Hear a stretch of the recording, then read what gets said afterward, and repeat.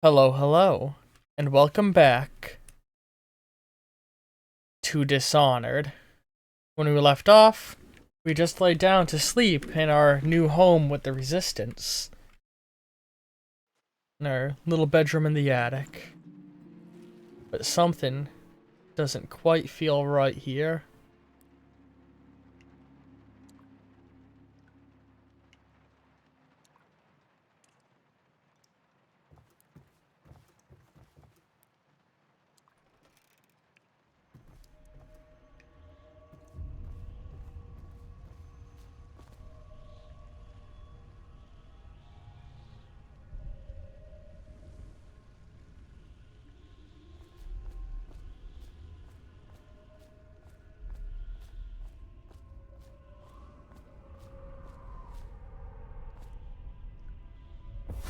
Hello, Corvo.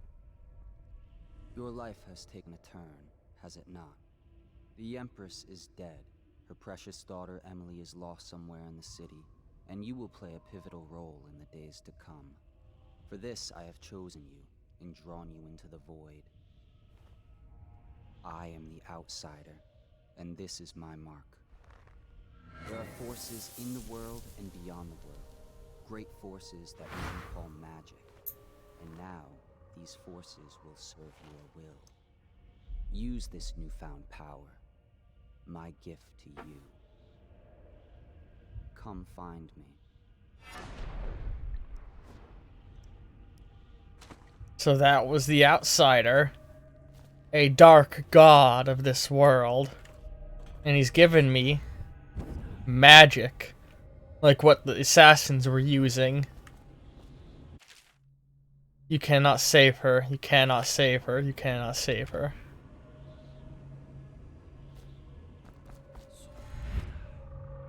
So there you can see, this is like the big primary mechanic of this game we're finally getting to. You can see my mana bar drains a little bit, but then refills. If I teleport too fast, I'll actually show this off right now. Boom, and then boom, and then boom. You'll see when it refills, it doesn't refill all the way. We'll need to use mana potions to refill it. Spiritual elixirs.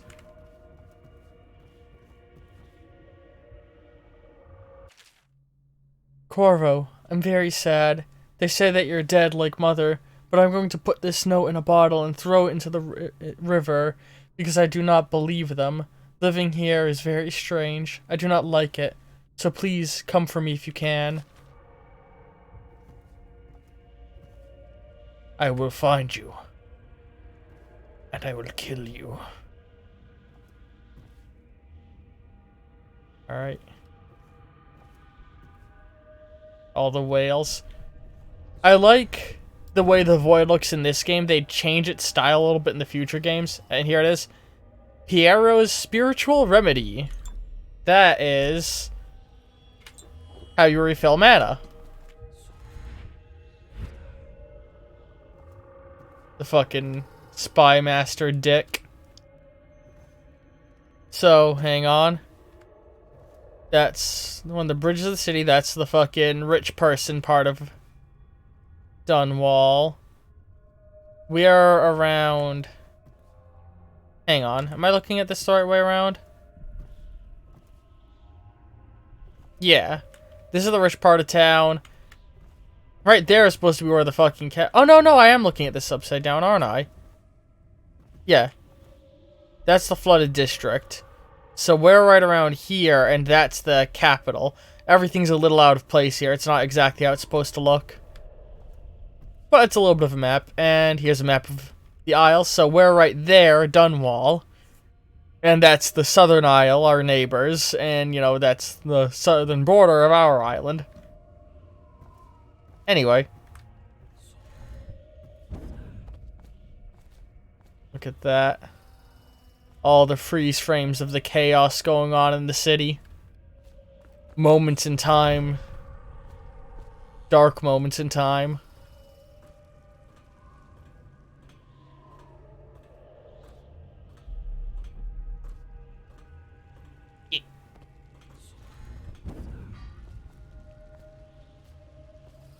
The water flowing up. Ooh, fish! In the days that follow, your trials will be great, Corvo. Seek the ancient runes bearing my mark in the lonely places of your world, and at shrines raised in my name. These runes will grant you powers beyond those of other men. To help you find these runes, I give you this, the heart of a living thing, molded by my hands. With this heart, you will hear many secrets, and it will guide you toward my runes, no matter how they may be hidden. Listen to the heart now, and find another rune. We're actually gonna quickly turn him up a little bit for all you. Turn the audio up. Or the dialogue up. Sorry. Voices. Hang on. There we go. Hopefully the voice will be a little louder now. Let's use that. So we got the heart. This place is the end of all things, and the beginning. So it shows us where artifacts All are. time's meaningless here. Neither seconds, nor centuries. And you'll recognize that voice if you've been paying attention. Someday this place will devour all the lights in the sky. The voice of the Empress. The one who walks here is all things. Cradle songs of comfort and bones gnawed by teeth. This is the tower inside. This is that tower that I walked through with the fucking base. Just on its side. This is the place from which those who dabble in black arts draw their power. And this place is their doom. I can feel a great age ending.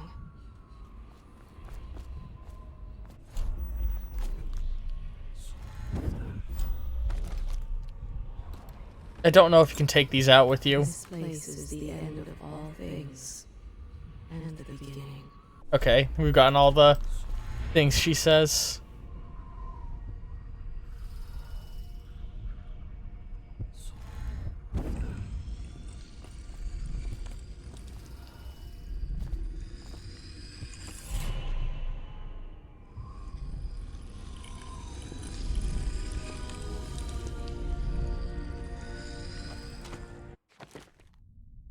And now we can get an upgrade with the bone charm. And we're totally gonna get dark vision, because that's a very helpful one.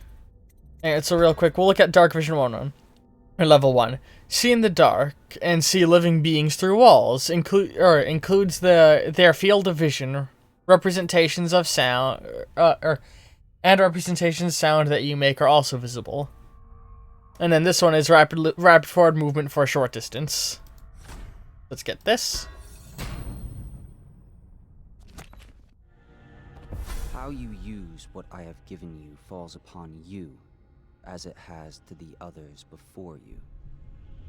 And now I return you to your world, but know that I will be watching with great interest. Part of me's surprised that he never became a Tumblr sexy man. He sort of hits a lot of the keynotes. Hidden allies. Hidden in an old bar on the river, your new allies have plans to share with you. Meet with the Loyalists' inner circle to learn what they've got in mind.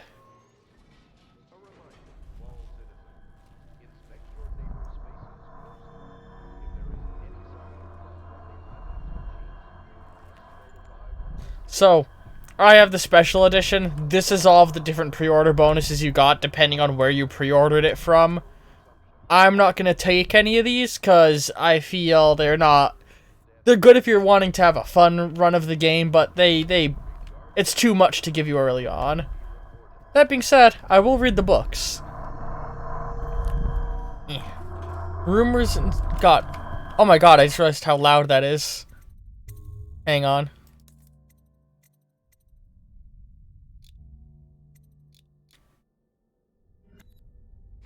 Sorry, that was fucking loud, huh? Still really... God, Jesus Christ. Just turning up the fucking voices a little bit made everything else splittingly loud.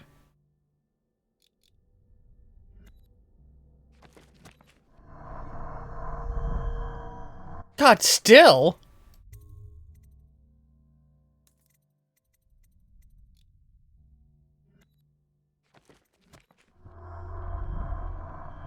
That's better, I think. So, rumors and sightings, Dowd. Excerpt from the Overseer's covert field report. Overseers being the police. For over a year now, I've lived away from the Abbey. Oh no, sorry, the Abbey... the Abbey's not the police. The Abbey is the church of... It's basically the atheist church. It's a church dedicated to oppressing the guy that just gave me magic powers, to stopping worshippers of him. Because, you know, he gives away magic powers to people like assassins. For over a year now, I've lived away from the Abbey, without the company of my overseer brethren or the guidance of the blind sisters of the ocular order. Days have passed with me sleeping in dens of cut purses, murderers, and worse. And the nights have seen me prowling through the worst alleys of wretched corners of Dunwall.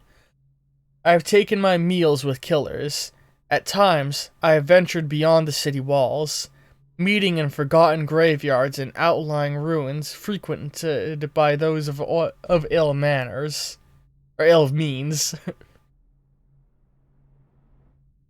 My beard has grown long, and I wear the wretched clothing and bits of boiled leather favored by the Bottle Streets and Hatters gangs, and by those rough men and women who make their trade knifing others in return for coin. My hands have run red with blood, it is true, but I have selected my targets with care, choosing among those criminals and heretics who are not fit to live, executing them justly, and using their deaths as a means of building my reputation. So far, the trick has allowed me to make my name among my murderous colleagues, without taking the lives of the innocent. My goal is singular. I must impress the assassin named Dowd in order to get close to him. Of all the practitioners of black magic we have tracked, none concern the Abbey as much as Dowd. It is said that his mother was a witch from one of the archipelagos off the Pandysia coast, taken captive by pirates venturing far from the isle.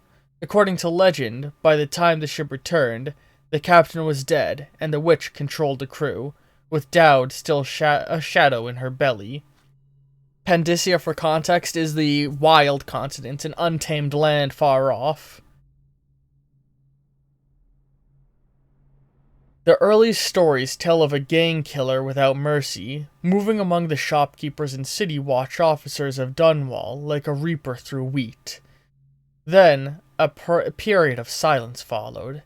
Years we now believe he spent traveling the Isles, studying anatomy and occult in the great halls of learning and hidden basements frequented by fellow dabblers of the forbidden arts. Dowd is even purported to have spent a winter in the Academy of Natural Philosophy itself. And, for a time, before a scheme developed, he counted the Bridgemore witches among his allies. All the while, he honed his craft, and it is during this time that we believe he began to consort with the Outsider. The Outsider is who I just spoke to. New reports emerged from a dusky-skinned assassin, paid by the elites to eliminate their rivals in Dunwall and in the other major cities across the Isle. Those who saw him and lived numbered in the handful, but all of them report something strange. He appeared and vanished like smoke. From a nearby rooftop, he gestured, and a noble woman stumbled from her balcony, falling to her doom on the cobblestone below. Most recently, as the new threat of plague has risen in Dunwall, Dowd has been seen leading a gang of men in dark leather, dressed as factory whalers in their vapor masks. They seem loyal beyond comprehension for one so unworthy, leading me to wonder if some of his magic is dedicating to lulling their minds, enslaving them. Only a month ago, one young girl claims to have come upon a strange scene. Carrying a bottle of milk home to her crippled brother, she was taking a shortcut through the tailor's district in a narrow street. She passed beneath a window and heard unusual sounds from within. Pushing aside her ratty curtain, the girl saw into an abandoned apartment, used by miscreants for gambling and trading haberweed. An occult shrine had been erected against the far wall, which she recognized from the teachings given to her by her local overseer. A man she described as resembling Dowd was kneeling before the shrine, muttering to an unseen spirit as if in argument. He took a carving, made of pale bone, from the altar before him, and the lights all went out in a gush of unclean wind. Quiet as a field mouse, she slipped away, running until she reached her home. There can be no doubt. Dowd is an agent of the outsider and must die, for there is no limit to the evil this man might do. This is my solemn oath to the great purpose of my life. Until Dowd is dead, and his corruption has been purged from the world, I will continue among the depraved, winding my way towards him. I will not drop my guise, or don my overseer mask again, until Dowd breathes no more. And then over here we've got Field Survey Notes, The Royal Spy. Excerpt from the personal memoirs of Harem Burrows, dated several years earlier. This is the 4th day, month of high cold. Progress continues on the suppression of gang activity in the distillery district, but more slowly than I'd expected. The ruffians operate there have been cunning, I'll grant them that, but it's only a matter of time. I see their leaders flogging in public and sent beneath the I'll see their leaders flogging in public and sent beneath the royal executioner's blade. If I had my way, that mute bastard would be working night and day removing the heads that need removing. Internally, the Empress does not seem pleased with my investigation. It seems that it is beyond her thinking, against her very nature as a trusting person, to believe that traitors move among us. But I know they do. They must. No, Jasmine would rather spend her time with the Royal Protector. At least he's likely to stop any immediate threats to her safety. But a strong arm is not what is needed against those who would undermine us. How will Corvo's sword stop a poisoned wine glass or an explosive delivered by courier? It will not. There are many threats around us, threats requiring meticulous efforts to police. Young Lady Emily is undisciplined, I'm afraid. Here within Dunwall Tower, she received instructions from the finest tutors known to the Isles. Yet her mother spoils her, and she spends most of her time lost in imagination, wasting her time drawing or asking Corvo to teach her to fight with wooden sticks. The girl might rule the Empire someday. Every moment spent at play is a moment wasted. Shoring up security for the main gate leading into Dunwall Tower has been another pet project of late. To think that back in the day of the Emperor Caldwin left it open to the public during the day, allowing anyone to come and go as they pleased. If it were up to me, I'd seal off access to the streets entirely, but the Empress won't hear of it. The water lock is much easier to protect, and if it were the only way into the tower, traffic in and out would be greatly reduced. Someday, the wrong person is going to slip in and will suffer for it. Mark my words. No amount of security is excessive when it comes to protecting the head of state. The Empress also disapproves of my plans for Sokolov's device. Sokolov himself has no interest in security, of course, but he's vain and therefore keen to see his inventions deployed in any fashion. This wall of light he's been tinkering with has promise. In any case, at least I was able to convince the Empress to upgrade the pistols carried by the officers of the watch. Why do I worry so, when no one else seems to care?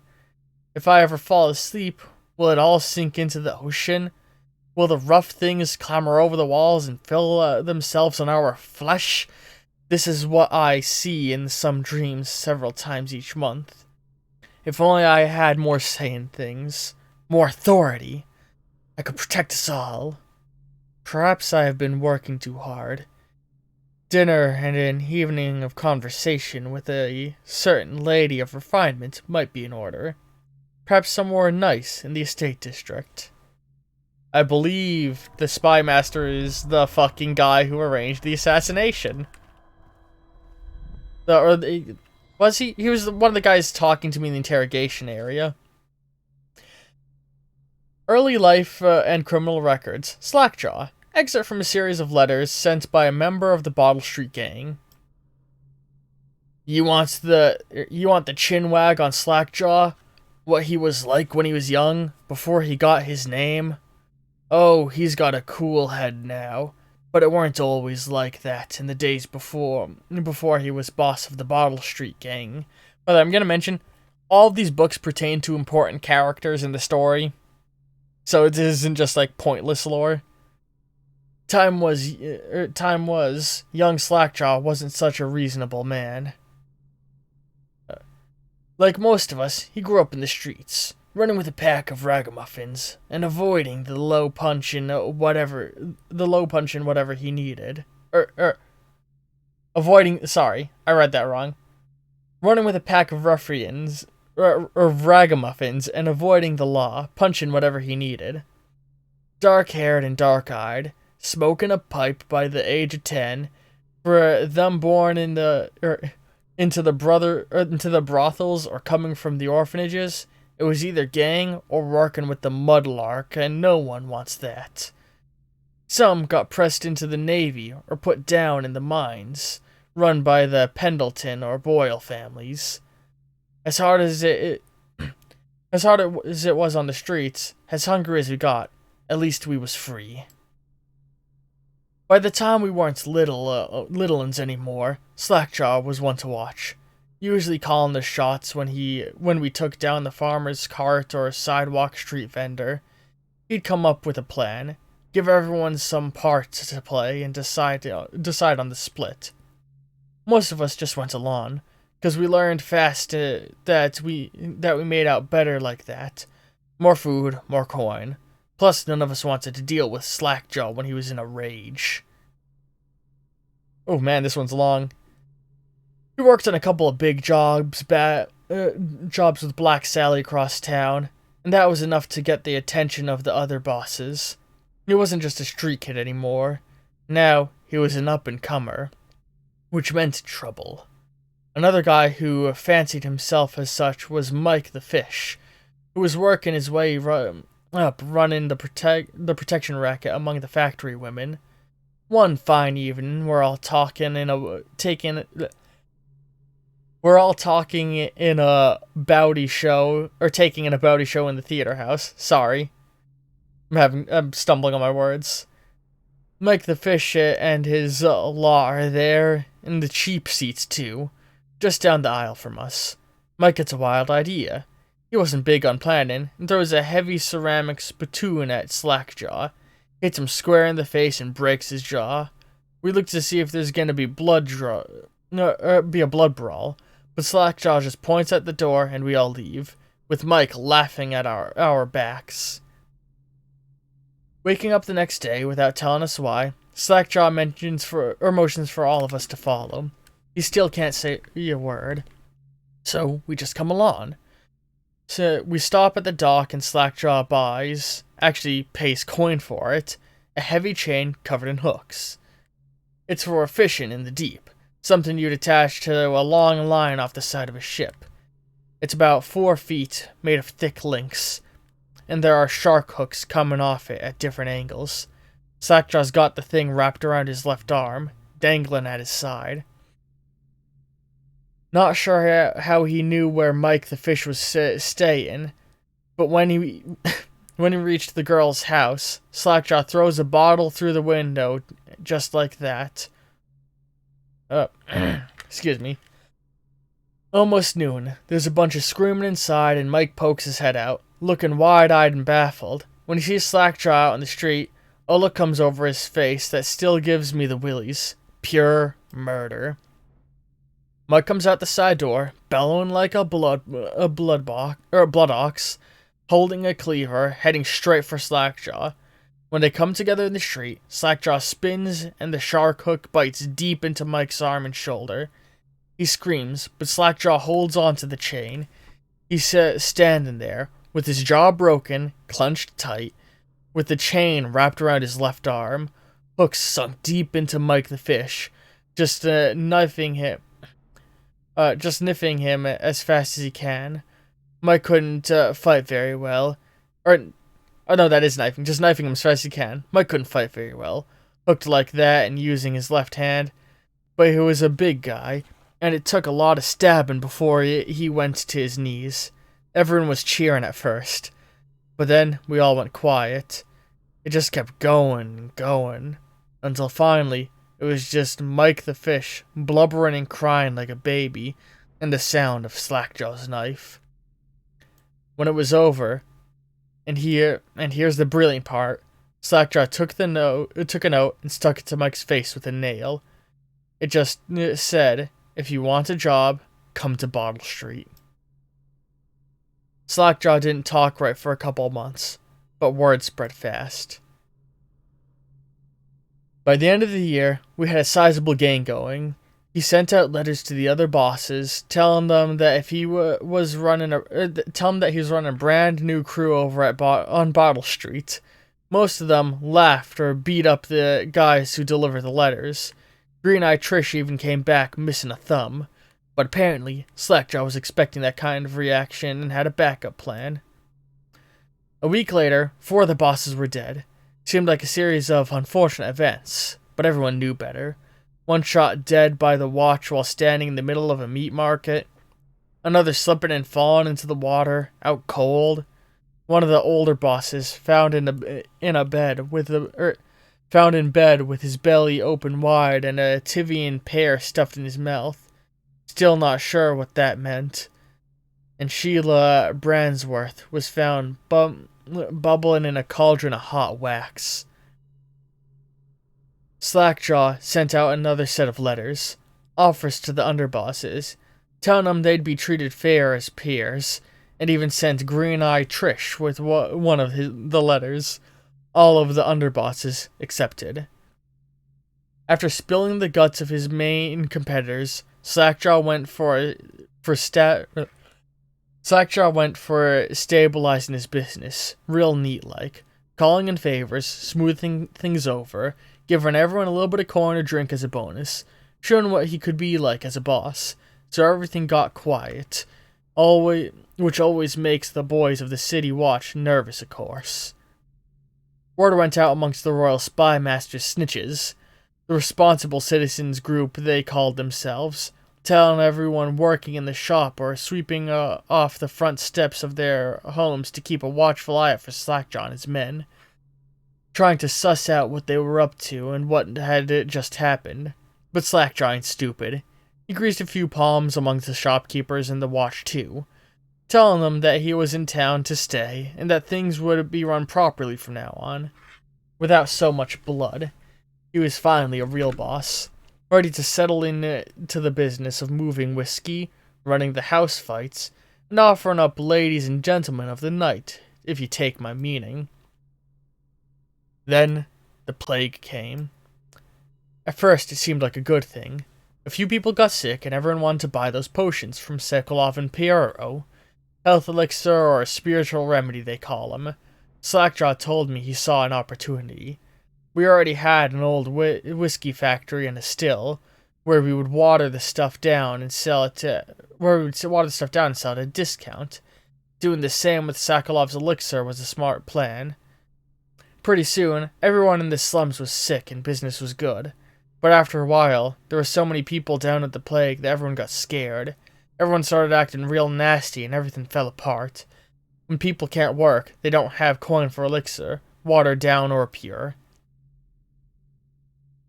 When the Empress died, it seemed like Dunwall would slide into the void. Spymaster Burroughs took over the watch and started using all that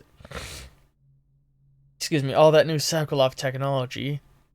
Watchtowers, tall boys, and the arc pylons.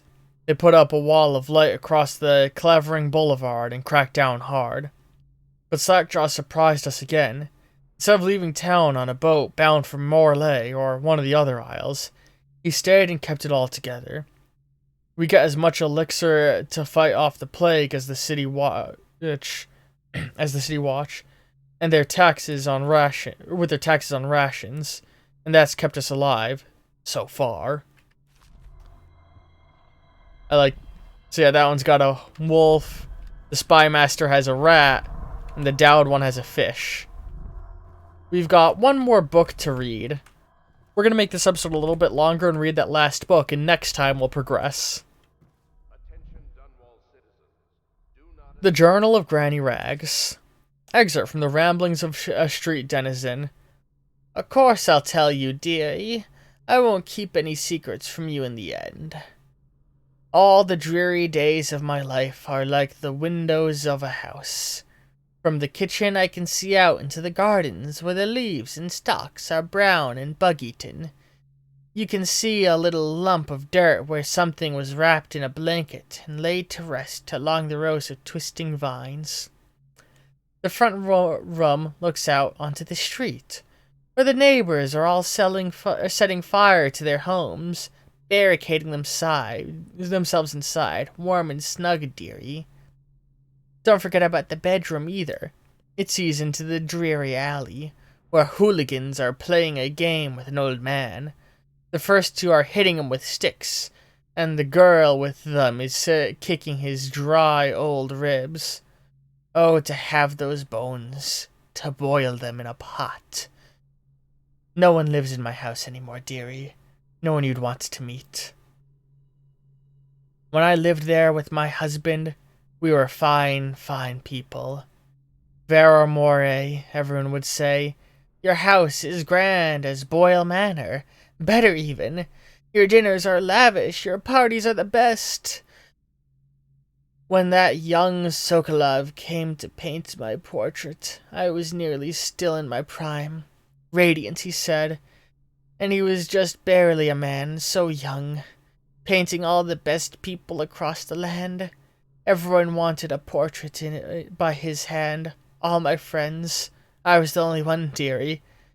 Wet with his paint, glistening on the canvas for a petty coin. But it wasn't all parties and paintings. My husband and I weren't always at home. No, we traveled together, he and I, to the far ends of the isle, beyond even, all the way to the red cliffs of Pandysia, to dig in the rock and crawl through the caves, holding up candles and squinting at the walls. Many precious things we came upon, but none so precious as the boy with the black eyes, dearie. All those marks and bones, carved so deep and polished so bright. I brought the old bones home, hid them from my dear husband. Then I learned to boil them and carve them myself. They made such good presents, dearie.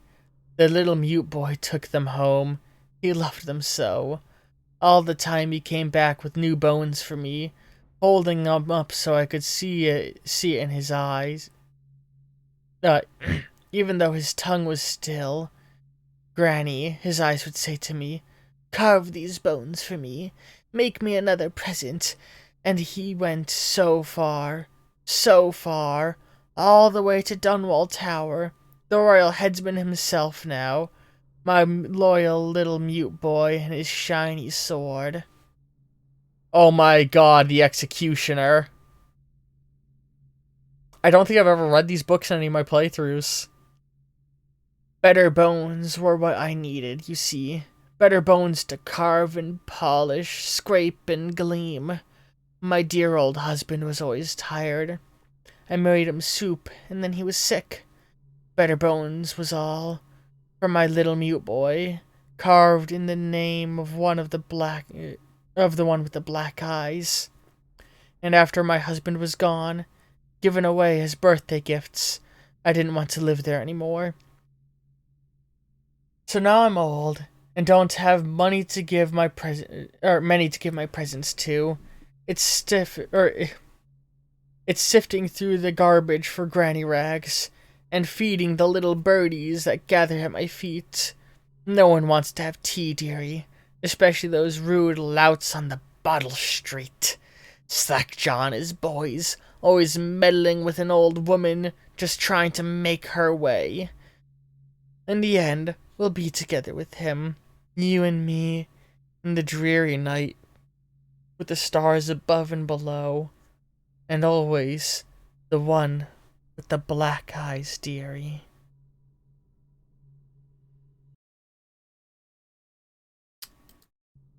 Next time, we'll head off on the start of our journey proper. Go and meet with the revolutionaries and talk with them about what the plan is. Hope you've all enjoyed this little bit stretched on video, mostly lore. I believe next video we'll finally actually be exiting the tutorial. I hope you all have a wonderful evening. Ta-ta!